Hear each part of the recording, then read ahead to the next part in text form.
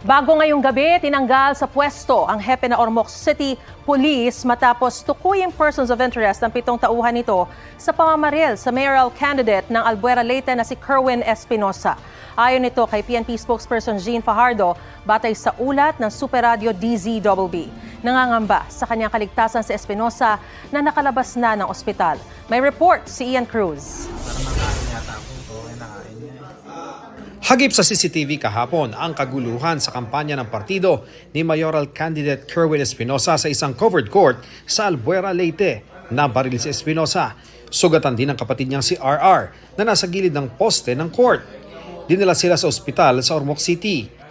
Kanina, naabutan namin siyang lumabas ng ospital. Dahil sa rason ng seguridad ko, nawalan ako ng tiwala sa mga kapulisan sa Ormoc, maliban sa mga matino. Nangamba raw siya sa kanyang seguridad, lalo't ayon sa PNP, 7 pulis Ormoc ang person of interest sa pagbaril. Nasa PNP custody na sila at dinisarmahan. Naka-assign po sila lahat sa Ormoc City Police Station po. So ang inimbestigahan po natin ngayon ay kung ano ang kinalaman po nila dito. Iniintay po yung result po ng ballistic examination kung meron po dito sa mga na-recover na baril na recently naiputok. Yung ating buong pwersa ng Leyte Police Provincial Office ay patuloy na nagkakandak ng in-depth investigation. Ang balang tumama kay Espinosa, pumasok sa dibdib at lumabas sa balikat. Bukod sa magkapatid na Kerwin at RR, may sugatan ding minor de edad. Ang hinala ni Espinosa, sniper ang gunman at nagtago sa isang bahay malapit sa covered court. Sinagot niya ang mga naghihinalang ambush me ang nangyari.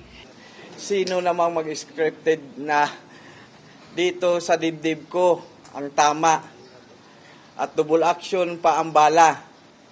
Nakita nyo naman na malaking butas ang aking braso. Ipinagtataka niya rin kung bakit nasa bayan ng Albuera ang ilang pulis Ormoc.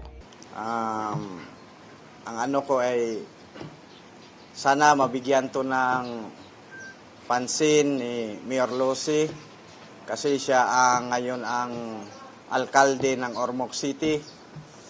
Kung bakit napunta yung mga pulis mo sa aming lugar, sa Albuera, lalong-lalo ka na Congressman Richard Gomez, sana mabigyan mo to ng pansin na parang hindi tama. Wala akong binibintangan kung sino. Sinusubukan pa ng GMA Integrated News sa makuhang panig ng mag-asawang Gomez.